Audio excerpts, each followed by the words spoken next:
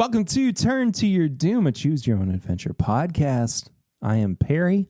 I'm normally co-hosted by or being made to be the co-host by Art, who is also here with me this week. Hi, Art. Hi. I do the editing, and sometimes Perry doesn't come up to appointments the way I want him to. Yeah, so his punishment is he gets to host twice in a row. Maybe 3 times. It depends. Look, here's the fact of the matter. I have a toddler. I have another podcast that I do. I have a 40-hour-a-week job. I have many things. No, don't you me. I like one of those things.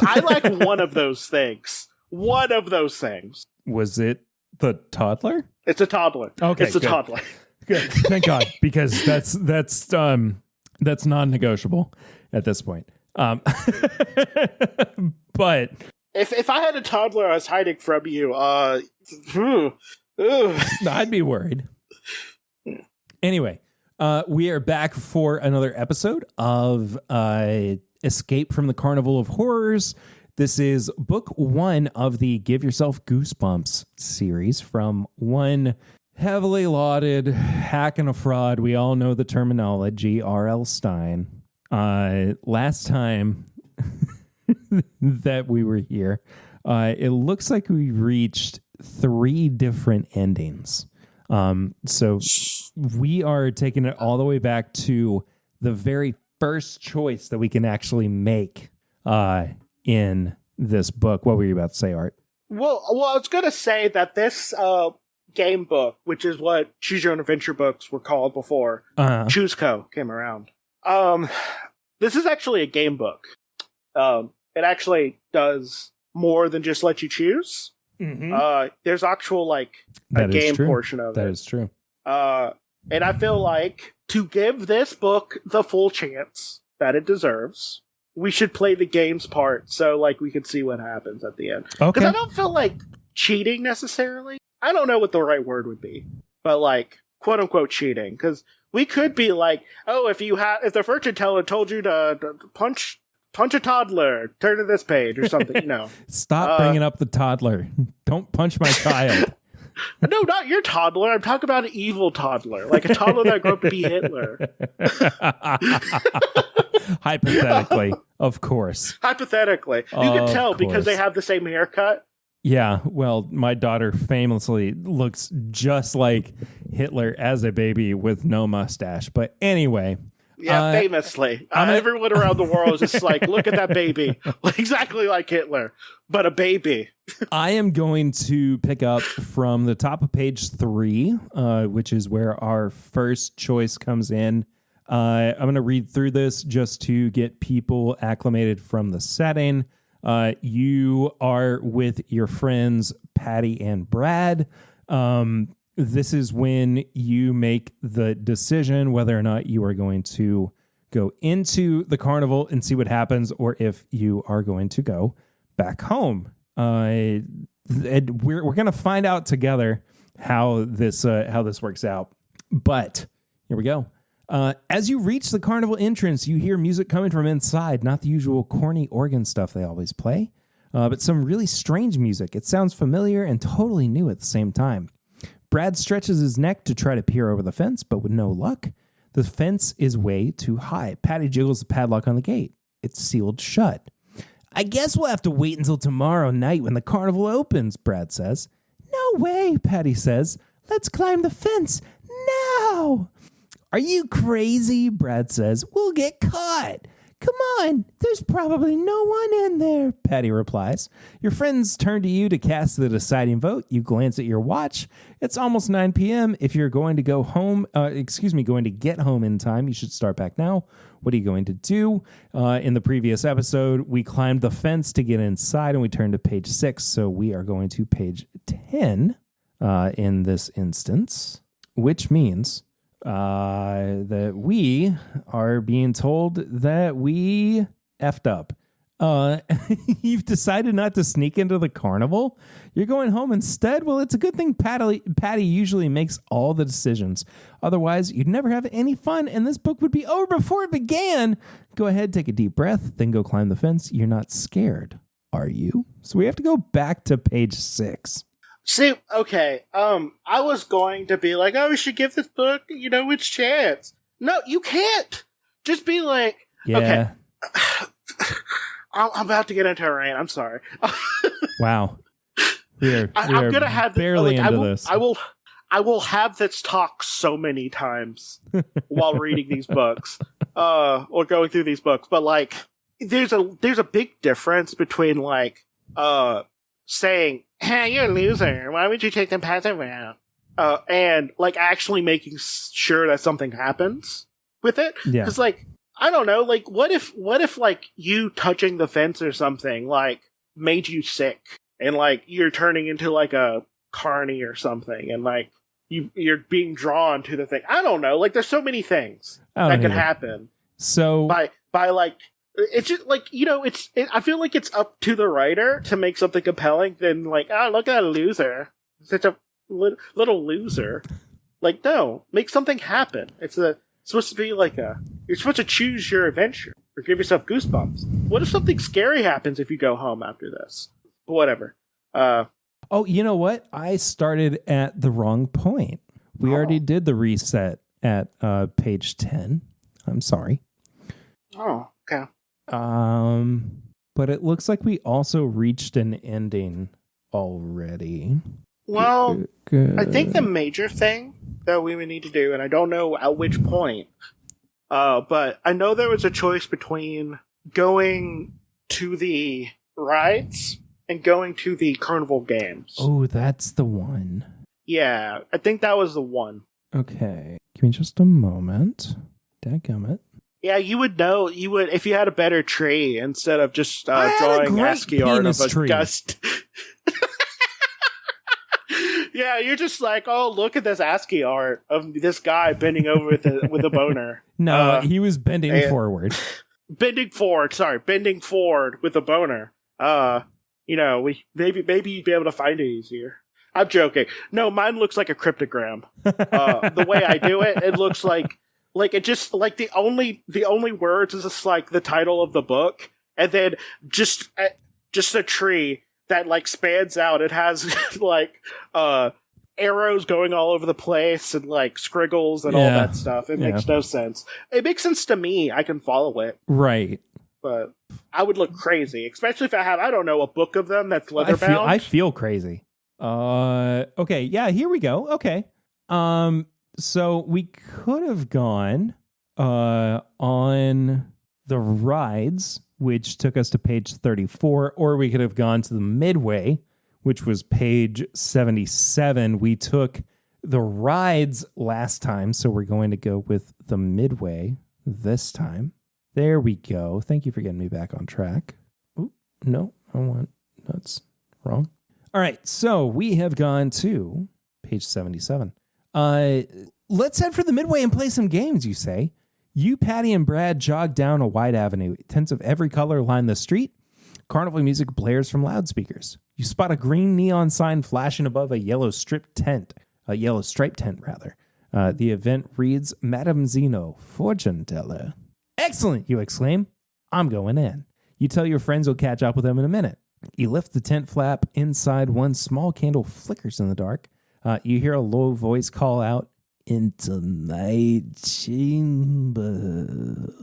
There is Madame Zeno sitting in the shadows. She wears a long red dress dotted with brightly colored gems.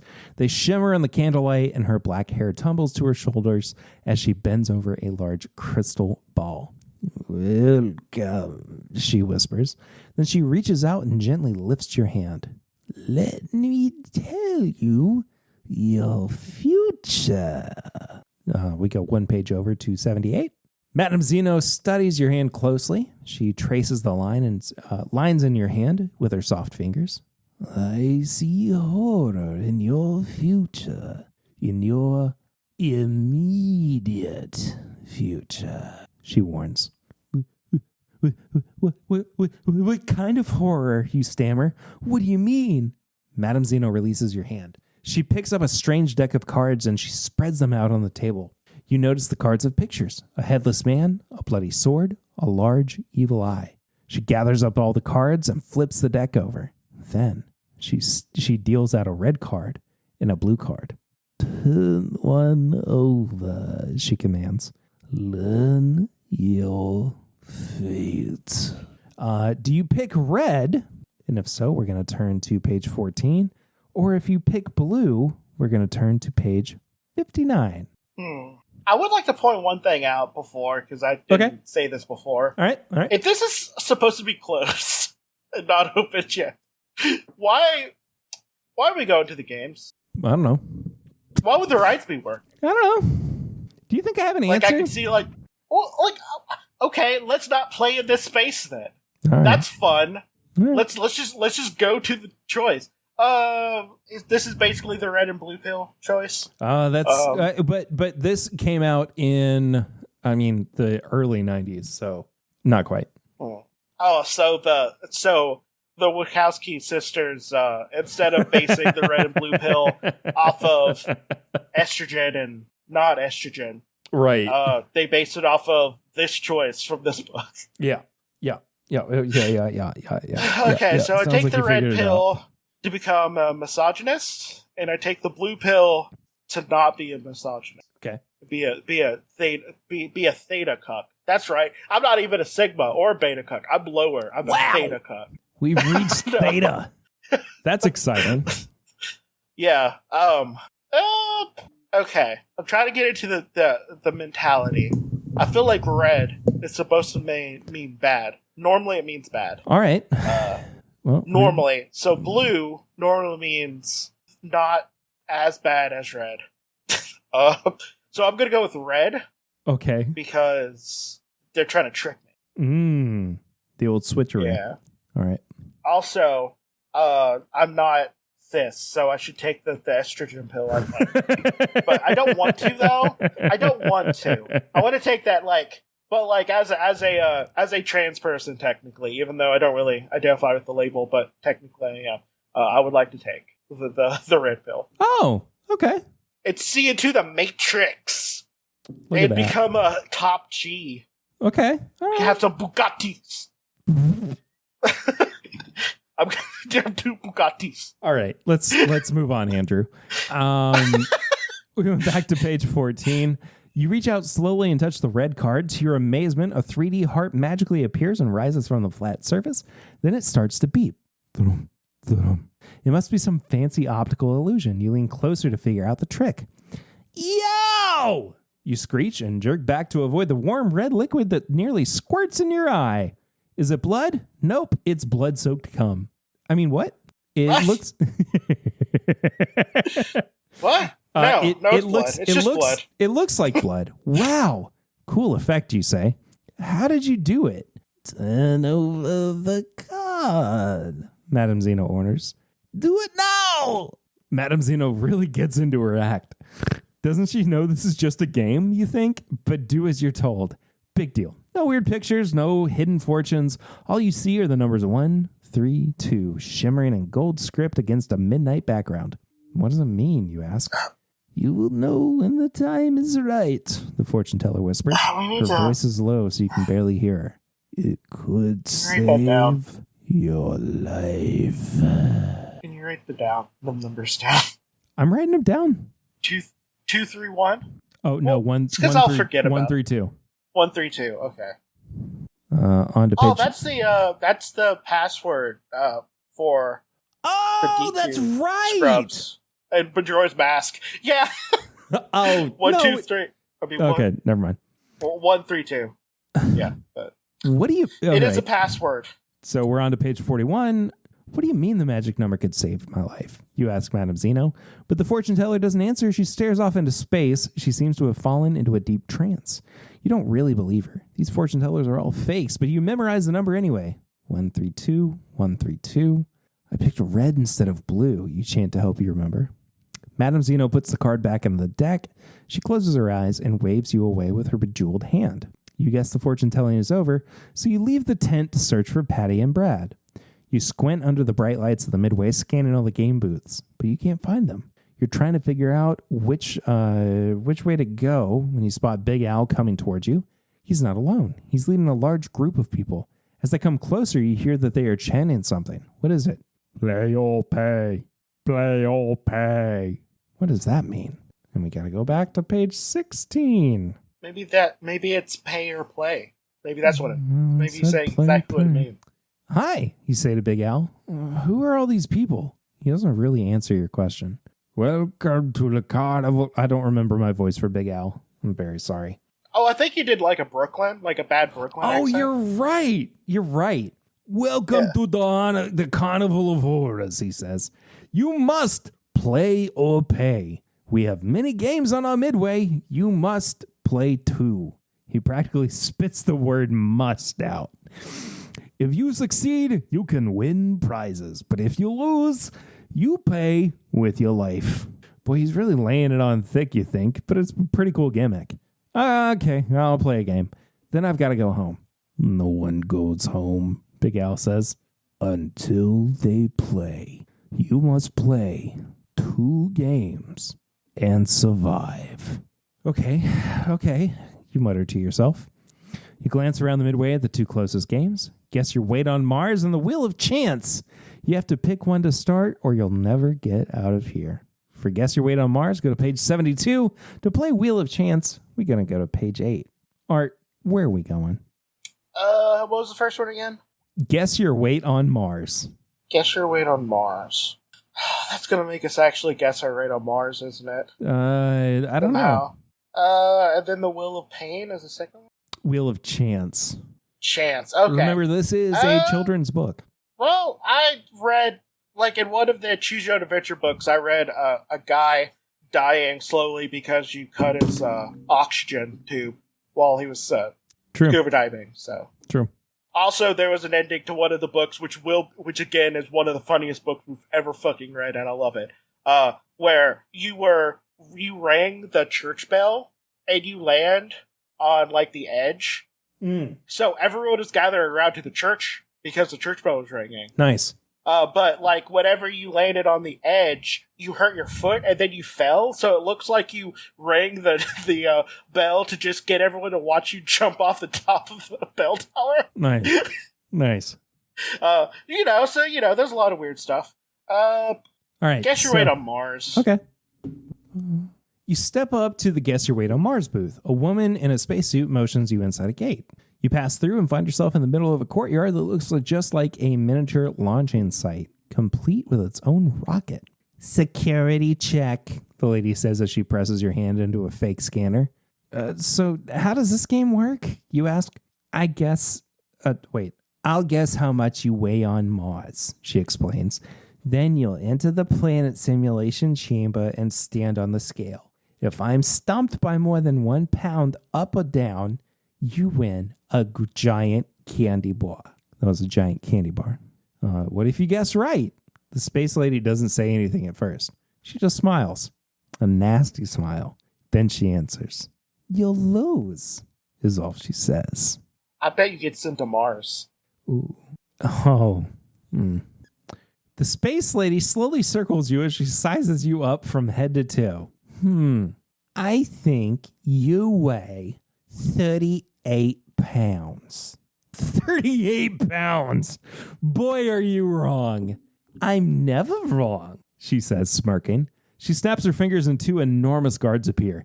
They each take one of your arms and drag you out of the courtyard. I don't weigh 38 pounds, you yell, but then you remember, it isn't your weight on Earth that matters, it's your weight on Mars. Do you weigh 38 pounds on Mars? You'd better find out quickly, because something tells you that what Big Al said about having to survive might be true. I don't like this. I see, I told you it was going to do something. Hacking a fraud. Yep, hack and a fraud. You've got to figure out what you weigh on Mars fast, but how? You're about to give up when you notice a flashing sign. It reads, the gravity on Mars is almost 40% of what it is on Earth. Okay, now you can figure it out. Multiply your real Earth weight by 4. Now drop off the last digit. For example, if you weigh 90 pounds, 90 times 4 equals 360. Dropping off the last digit, you get 36 for your weight on Mars. If you don't want to do math, you can leave it to luck. Just guess. How about we avoid completely the the math portion of this. Oh wait, this one. I think this one. One of the Choose Your Own Goosebumps books fat shames you if you're a fat kid. This might be it. It might be. I don't want to say how fat I am. I haven't weighed myself in a while because I'm scared to look. I don't care. I mean, let's just see what might happen if we go to page 53. Oh no. You think the space lady guessed right. Now what's going to happen? The two guards shove you into the space chamber. It's a clear, narrow tube that rises further up than you can see. As the door slams shut behind you, one of the guards barks, "Get on the scale!" You step on the scale and it shows just how right the space lady's guess was. You press the chamber door release, but it's stuck. You try again. It doesn't budge. Maybe it's locked from the outside. Hey, I can't get out, you yell at the guards, but they simply wave. Hey, let me out! Now you're mad. Let me out! All at once, the room starts to shake and rattle. The thrust of powerful rocket engines echoes in your ears. It sounds as if you're being launched into space. But that's impossible, isn't it? Does it send you to Mars? Hold on. 5. Is it worse? Well, we're going to find out together. 5, 4, 3, 2, 1. We have liftoff, a mechanical voice announces. To your horror, the rocket blasts off. You're slammed against the side of the capsule with hurricane force. Seconds later, you've left Earth's atmosphere. A recorded message comes on. Congratulations. You are the perfect weight for a Mars explorer. We will be monitoring your trip and will bring you back in approximately 20 years. With a plus or minus 10-year margin of error in case something goes wrong. But do not worry. Nothing can go wrong. Go wrong. Go wrong. The end.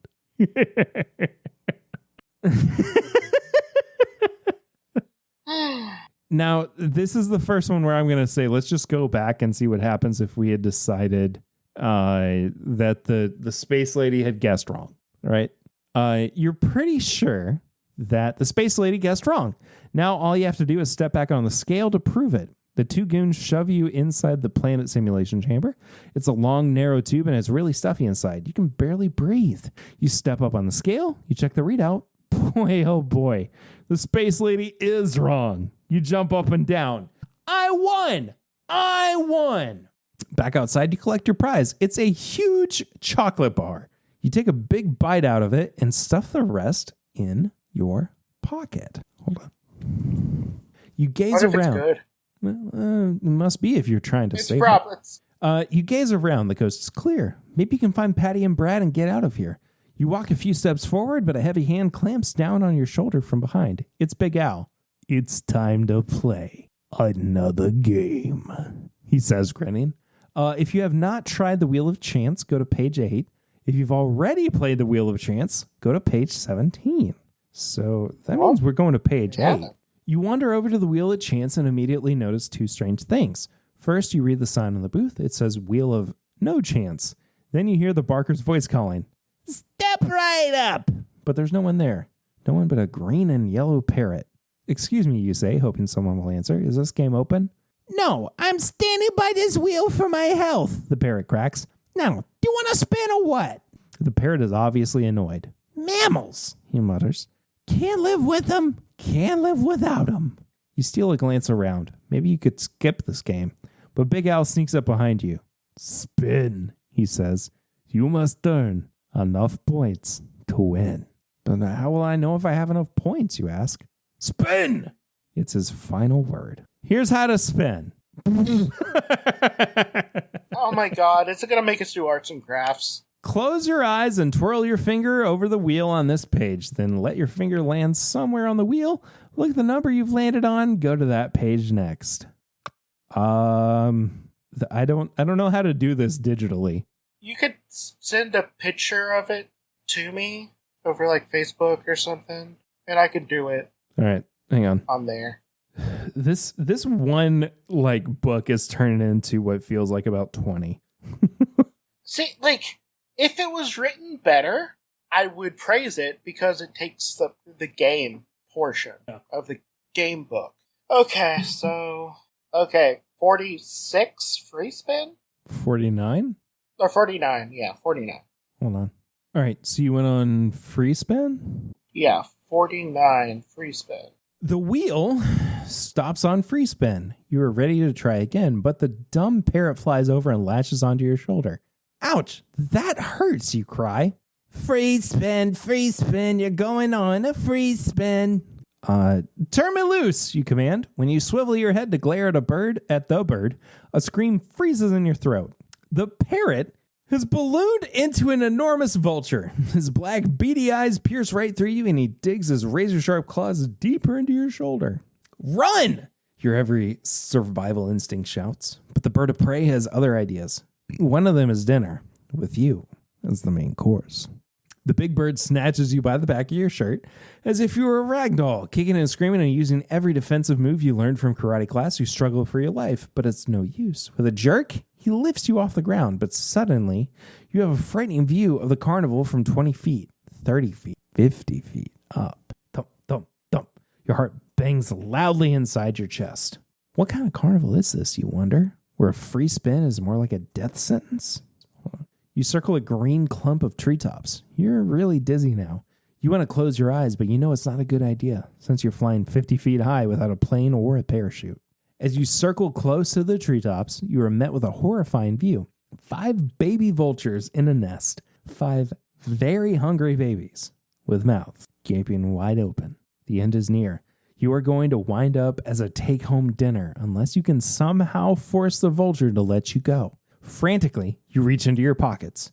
If you've won a chocolate bar at one of the games of chance, go to page 76. If you haven't, page 115. Well, we won that chocolate bar, dadgummit, right? Wait. Hello? No, we have a chocolate bar. Okay. We got it from the thing. Oh. The choose your way thing. Unless it means this one. Yeah. You dig deep into the side of your pockets and find it. The chocolate bar you won. It's a good thing you didn't eat it all, but will the vulture go for it? Without warning, the big bird starts his final approach, diving straight for the nest. You pull out the candy and wave it frantically in front of him. Treat, treat, you holler. These words make your dog at home go wild. But will it work on the vulture? Yes! He cracks open his claws just enough for you to wiggle loose. Then you're falling. You've landed on a giant trampoline. Fling! Now you're going up again, higher this time. Now you're falling again. Fling! You've bounced up even higher this time. Every life has its ups and downs, but it looks as if you'll be bouncing up and down forever. And boy, that's not how. Is it fun? Okay. The end. The end. The end. The end. I want to. Now we are getting to the point where we are kind of bleeding this book dry. I'm gonna go ahead and spoil this because the other ending, or rather the other choice we could have made, also leads to an ending. So I'm gonna go ahead and read that. That's on page 115. There's nothing in your pocket but lint. Help! Save me! You cry. The vulture swoops down and drops you in the nest. The baby vultures approach, mouths open, ready to peck you to death. But good news, they don't eat you. You fall out of the nest instead. Please close the book fast, or the next sound you hear will be your body hitting the ground with an awesome thud. Thud. Not fast enough. Okay, don't go to pieces. Don't go to pieces, rather. Pull yourself together and prepare to visit the Carnival of Horrors again the next time you're brave enough to open this book. Okay.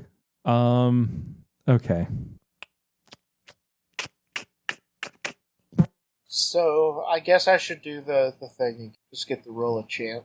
Which one was that? Yeah. 19? I think it's page 9.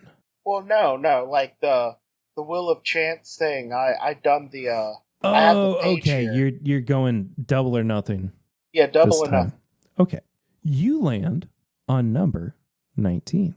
Double or nothing. Double or nothing. 2 voices behind you echo. You whirl around and gasp. It's a man with 2 heads. Hold on. Congratulations. You win 10 points, one head says to you. Quit while you're ahead. Ahead? Get it? Ahead! Under the other head laughs, laughing hysterically. Shut up, head number 1 says. You shut up, head number 2 shoots back. 10 points is nothing. You better spin again. And this time, it's double or nothing. You get double the points wherever you land. Which head should you listen to? This is getting way too insane for me. If you think you don't have enough points, go back to page 9 and spin again. If you think you have enough points and you haven't played Guess Your Weight, go to page 72. If you have played Guess Your Weight, go to page 17. You're being set up for failure. Okay, I guess we did play Guess Your Weight. So I was hoping it was going to be one of those just like question. I don't know how. And also, I don't know if I know the answer. But I don't know if I know. But like the one. Well, okay, you know that one like the 2 guards, one lies and one only tells the truth.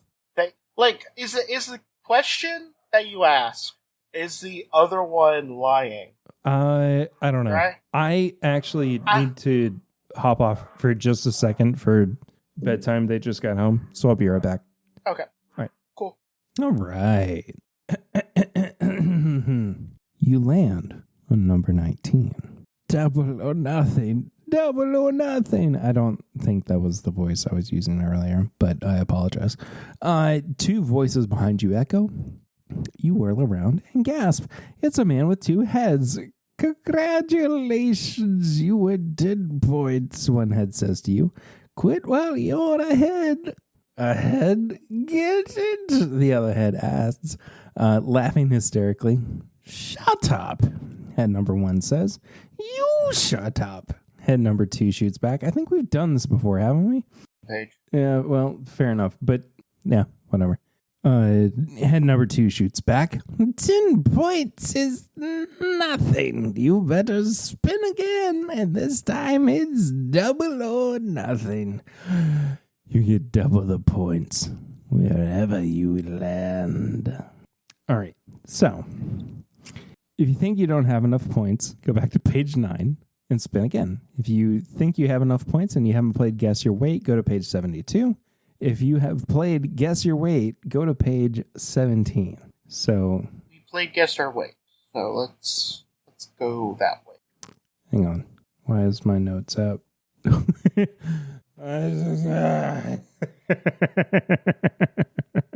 I may have. Yeah. I think I just lost all. Oh wait, no, I didn't. But I can't edit anything. Oh, there we go. Okay. So we have played Guess Your Weight. We got to go to page 17. You take a few steps along the midway, hoping you've won enough prizes and points. You notice the crowd of people surrounding Big Al. They're still chanting, "Pay or play, pay or play." You break through the crowd and grab Big Al's arm. "Hey, do you know where my friends are?" "Certainly," Big Al says, pointing up ahead. "They're right over there." "Patty! Brad!" you shout as you rush up to them. "Come on, we've got to go. This carnival is evil." But before they can say a word, Big Al's voice booms from behind you. "Not before the final challenge." We got to go to page 84. Big Al shoves you and your friends into a huge red tent. It seems to be set up for some kind of show. Red carpeted steps lead up to a platform which sits under a golden arch. The arch twinkles with 1,000 color lights that spell out "Final Challenge." Trumpets blast as people flood into the viewing arena. As they march in, they clap their hands and yell, "Final, final." This also, we've done this particular page before. Yes, but we didn't do the games. I think we'll get there. Big Al leads you up the carpeted steps. You are standing on the platform now in front of a shimmering curtain that hangs down from the arch. The crowd begins to chant, "Sudden death, sudden death." "What do you think that means?" Patty asks. We got to go on to page 123. Come on. "The final challenge," Big Al announces. And the crowd goes wild. Then he turns to you and says, remember, the fun games are over. Now you are playing for your life. You go first. Big Al says to you. You see Brad and Patty taken off to the side by a huge man in a black hood. Two red-haired dwarves in clown costumes scurry up the steps. To your surprise, they fit you with new high-top sneakers with metal studs running up the backs. This is going to be some kind of race, you think, but then you change your mind when they snap a heavy metal helmet on your head. The crowd's cheers grow louder. Big Al throws a switch. The curtain behind you parts, and whammo! The wall behind the curtain turns into a super magnet. You go zinging to the wall like a dart to a bullseye. Gotta go back to page 25. Seconds later, your head and the back of your feet slam into the wall. You're hanging upside down in the middle of a gigantic magnetic wheel.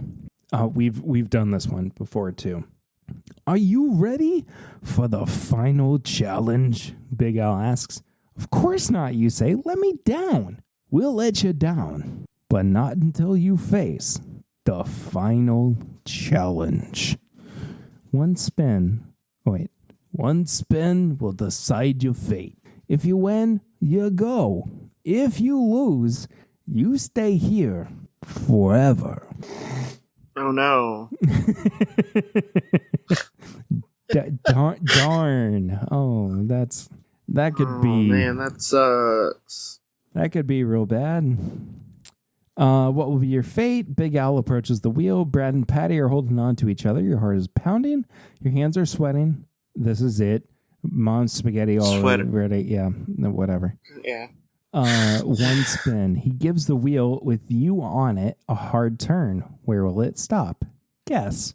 On page 44, on page 74, or on page 124. Now, I will go ahead and say we might actually have exhausted. Oh no, there is one option here that we have not exhausted yet. Yes. Do you know which one it is? I don't remember exactly which one it is, but I do know that one of the choices was this turn to the page. Yeah, they all three are, I think, or at least the first two. But with page 124, that is the only one that we have not yet actually viewed. So we're gonna go there. Sorry to steal the choice from you. Well, no, if I'm remembering properly, it's the only one that actually referred back to, the side that we did this time. Like, the go to the page where, that the fortune teller told you, or something like that. No, that was a different option. Oh, okay. We have not chosen this one yet. Okay, well, let's see that one, and then we can round stuff out, because I feel like we're close to the end of doing everything. We definitely are. I mean, I don't think we can go much further at this point. There's one option. It looks like we'll get there, but anyway, page 124. Final. You hear the crowd yelling as you spin around and around. Oh crap! I lost my spot. Hold on. Okay, there we go. You're getting dizzy, really dizzy. So dizzy that you faint. And we have to go to page 112. Yow! Somebody splashes cold water onto your face. Your eyes open. Come on, wake up. It's almost showtime. A raspy voice says. Showtime, you say, gazing into the eyes of a dwarf. What show? The freak show. You were the amazing Siamese triplets. You glance around and see Patty on one side of you and Brad on the other. You try to pull away from them, but you can't. We're stuck together. Oh, wait, hold on. What was my Patty? We're stuck together with some kind of glue, Patty says. It isn't glue, Brad argues. What is it? Gum? Is too. Is not. Well, whatever it is, you are stuck. Stuck between your arguing friends for a long, long time. Like forever. And here's something you can't argue about. This really is the end. Okay. Okay. All right. Okay. Yep. That's definitely an end. It's something. Yep. So I think we have time for, well, we'll see, I guess, as we parse this out. Now, there is, it looks like, an option we have not chosen yet. Yeah, we definitely have not taken this one. Yeah, let's do that one, and then we're done, because we're pretty much done with the book after this. So we're on page 116. 2 pages previous were 131 and 74, and that's actually like going back in chronological order. So at 116, it says, zap! Big Al throws a switch and the magnet shuts off. You come flying down to Earth, right where Brad and Patty are waiting. I played your dumb game. Now let us go, you tell Big Al. Big Al doesn't answer, but the crowd does. Sudden death, sudden death, sudden death. The crowd surges towards you. They are not friendly. They back you up against a wall, and you're trapped by a mod. You reach into your pocket, hoping to find something that might help you, something to save you. If you won a can of Monster Blood, we go to page 97, and if you don't have a page or a can of Monster Blood, we go to page 27. Where would we have gotten a can of Monster Blood? I don't know. There must be like a prize from like one of the games from the Midway. There's a tree that I haven't found the branch of. Yeah. Let's just go through the 2 options and then we'll be done. So let's go with the bad one, obviously, without Monster Blood, because I know what Monster Blood does because I read Goosebumps books. Right. So yeah, they have I think 5 books about Monster Blood. One of them involving a hamster. Okay. We might have... Oh, wait. No, okay. So the first one with the can of Monster Blood, we go to page 97. Your hand clamps around the can of Monster Blood in your pocket. Quickly, you snap off the lid, and the green gunk pours out. Look! It's alive, Brad shouts. He's right. The Monster Blood oozes from the can, quivers, and appears to stretch and pull itself up. Then it starts to roll and bounce, making horrible sucking sounds. Great. It's rolling into the crowd, sucking up everything in its path. Run! Big Al screams as the huge green ball rolls over the people in the crowd, sucking them up with a loud plop. Then the Monster Blood hits the side of the tent. It changes direction. It's coming after you. We gotta go to page 129. The Monster Blood has grown so big. Now you can't see over it or around it. Run for your lives! Patty screams. That's not my initial Patty voice, but oh well. But reaching the door is impossible. The mound of green slime is bearing down on you. Fast! You stand frozen to the spot, terrified. And then, just in time, you, Patty, and Brad leap to the side, and the Monster Blood slams into the wall with a crushing force and plows right through it. This is a weird... Okay, there's a lot happening. You stare at the giant gaping hole in the wall. Quickly, the 3 of you jump through the opening.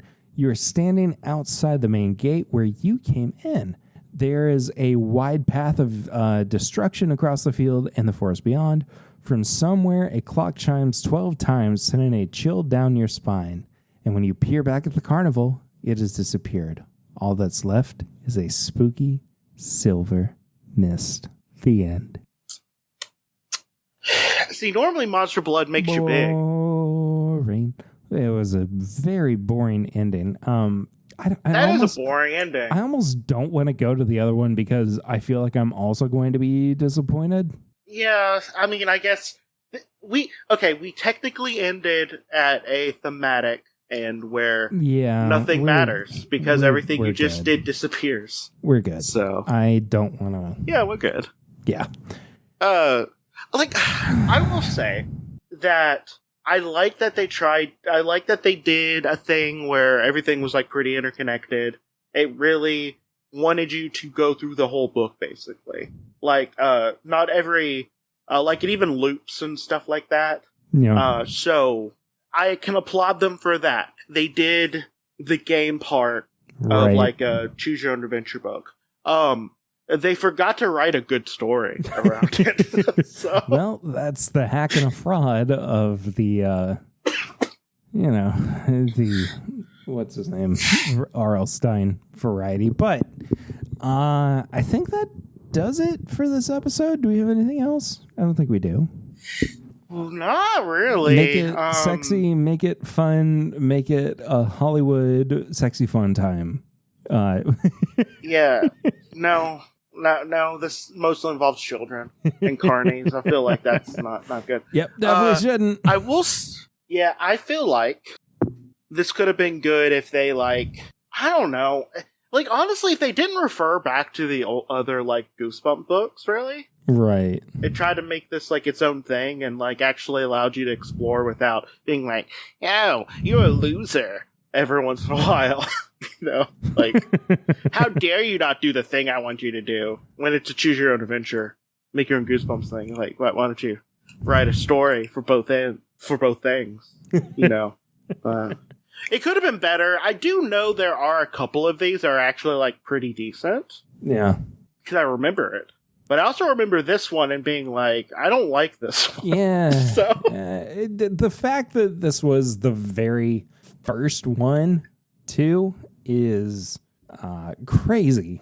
I mean, I know there's one that we will talk about 9/11 in.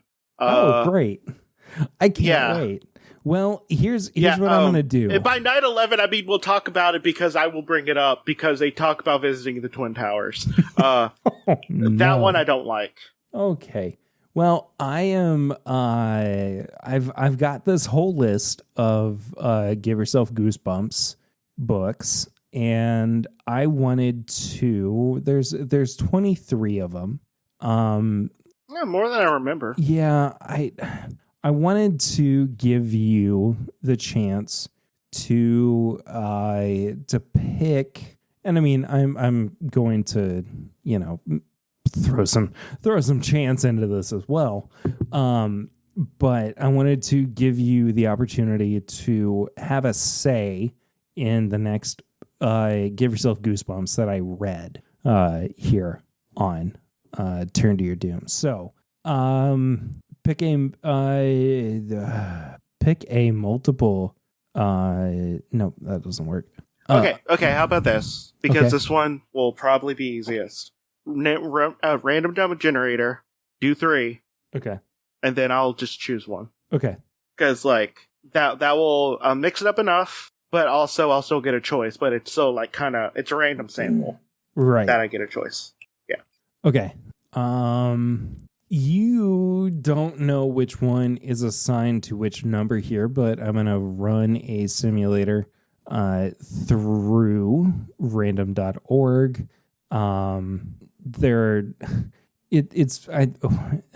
It's just numerical parameters. Oh, yeah, but that's fine. That I've assigned to these books. So you have 3 different options. It's the big one, the middle one, or the third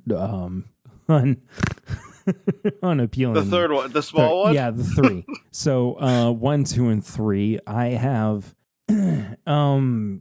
basically assigned these to assign these books plus 2 on the back end to the third grouping. But by groups of 7, and there's 3 groups, you are going to guess based on my random number generator running here of 1, 2, and 3. I'm going to spin this 5 times, and whichever one comes up at the top of the fifth is going to be the answer.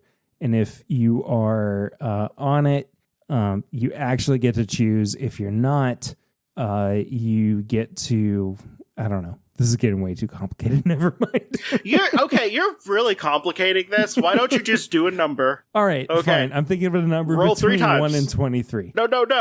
Here's the way that you can introduce randomness and choice. Okay. Do 3. Okay. Just go down the list. All right. Each one's a number. So 1, 2, 3, 4. Got it.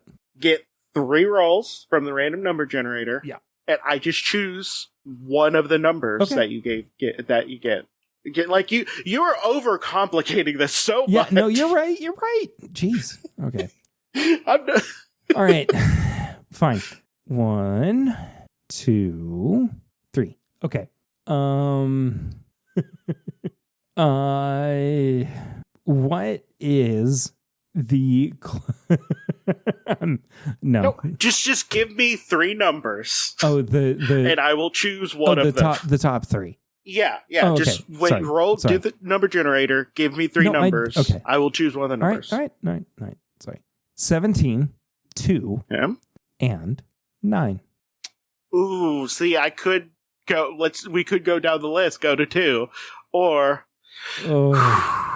17. Okay, let's go 17. Okay. What's the title of that one? Well, what's the title? We've already done number 17. That's a little comic shop of horrors.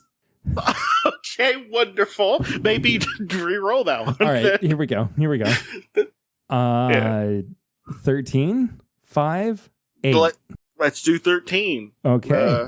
Famously, Scream, as you would know, Scream. The number of Grammys that Taylor Swift has, and also her favorite number. I don't do good math. I was an art student.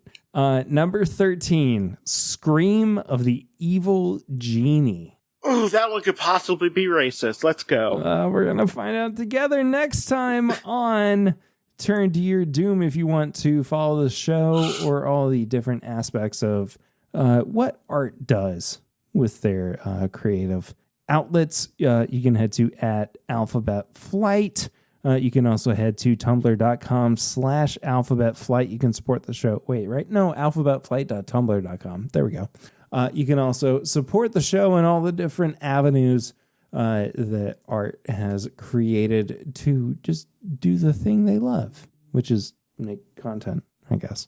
Yeah, I love making content. That's what hobbies are boiled down to now. Content. Right. You can head to patreon.com/alphabetflight. I think that does it. Art, anything else? I don't know. Maybe try to start building community around people around you. You know, it's always nice. Be supportive. Maybe your neighbor is a grumpy old man. Guess what? Grumpy old men love company. So are we. They may say they don't, but they love company. Everyone loves company. We're built for it. So, all right. Well, we'll see y'all next time. Until then, nothing up my sleeve. Wait, that's an 8-headed snake. Bye, I guess.